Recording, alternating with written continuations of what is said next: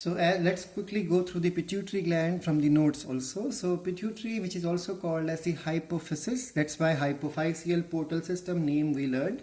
So it is also called as hypophysis, also called as the conductor of the endocrine symphony, because whatever is commanded by hypothalamus has to be nicely executed by pituitary. So pituitary is the conductor or regulator of all these activities, also called as the master endocrine gland.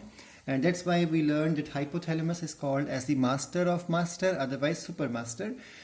Just like the hypothalamus, pituitary is also in the skull or in the cranium or a part of brain. We have learned already brain develops from ectoderm. That's why pituitary gland also develops from the ectoderm. So it is ectodermal in origin.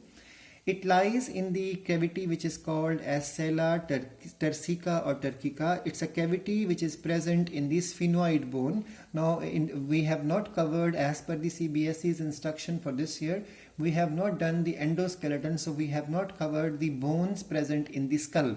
Otherwise you would have learned that there is a bone, a single bone present in the sphenoid, which is called as the sphenoid bone, is present in the skull. So that skull bone has a cavity, and in that cavity is present in the sphenoid bone, and that cavity is called as sella turcica. So in that cavity pituitary gland is situated and is attached to the inferior surface, that means the bottom of the hypothalamus, with the help of a stalk. We learned from the NCERT that stalk is called as infundibulum. So total secretion of the pituitary is called as pituitrin. So pituitrin name is given to all the secretions, all the number of secretion, how much amount is secreted, everything is called as pituitrin.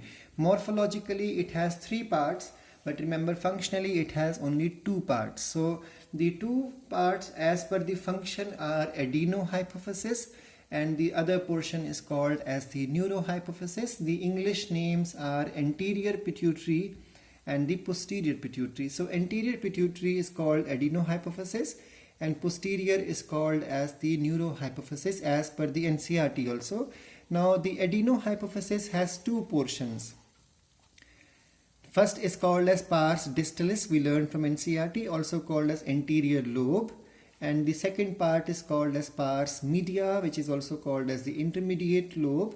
And in the case of human, this one is nicely fused or merged into the pars distalis. And the neurohypophysis has only one lobe, which is called as posterior lobe, also called as pars nervosa. So morphologically there are 3 portions, and functionally we have how many portions? 2 portions. So 2 portions are adenohypophysis and neurohypophysis, and functionally they are pars distalis, pars media, morphologically they are pars distalis, pars media and pars nervosa.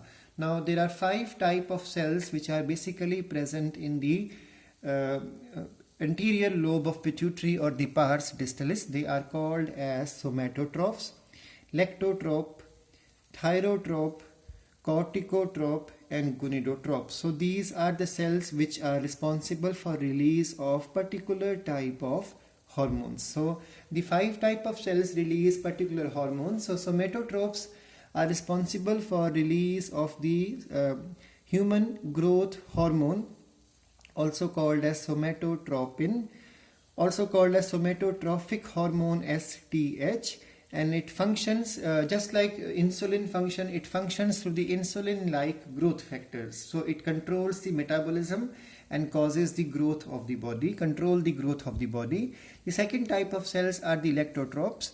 So lacto stands for the milk. So these cells are supposed to synthesize the lactogenic hormone, also called as leukotropic hormone. That means the LTH, and the very common name is the prolactin as per the NCERT. Third type of cells are the thyrotrope. They release thyroid stimulating hormone. Then the fourth type is the corticotrope, which release the adrenocorticotrophic hormone ACTH. And the fifth type of cells are the gonadotropes, and they are able to synthesize 2 types of hormone. First is the FSH, which is called as follicle stimulating hormone or the gametokinetic hormone, because this hormone is responsible for gamete formation. And the second type is the luteinizing hormone, also called as LH, otherwise interstitial cell stimulating hormone ICSH. Now the intermediate lobe is the pars media. It releases the seventh type of hormone, which is the melanocyte stimulating hormone. Now remember, this hormone is released in a very small amount in human, and it is connected with the hair color, skin color, and especially during the pregnancy, we all know some ladies, they develop darkness in their face or skin color, etc. That skin color changes in the case of pregnancy because of the MSH hormone, which is also called as the hyperpigmentation during pregnancy. Even Addison's disease is linked with the MSH.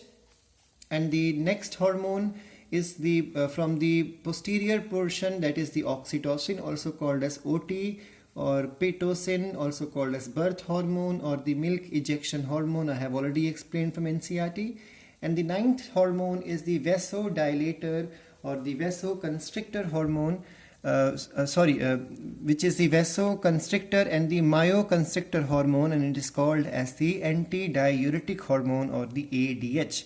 The other name of ADH is the vasopressin, also called as the pitressin. From NCERT, we have already covered the gigantism as well as dwarfism. This happens when there is less secretion of the growth hormone in the case of from the childhood itself, and this happens when it happens in the case of adulthood.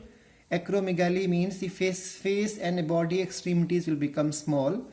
And gigantism, when it happens from the childhood itself, too much of secretion of the growth hormone. If there is less secretion in the adulthood, it causes the acromegaly. Acro means tips or extremities of body will become bigger in size. Mega means bigger, micro means small. And then we have already covered in the kidneys chapter regarding in diabetes insipidus, which is drinker's disease, because of which the alcohol interferes with the ADH secretion and person passes out dilute urine and great amount of dilute urine.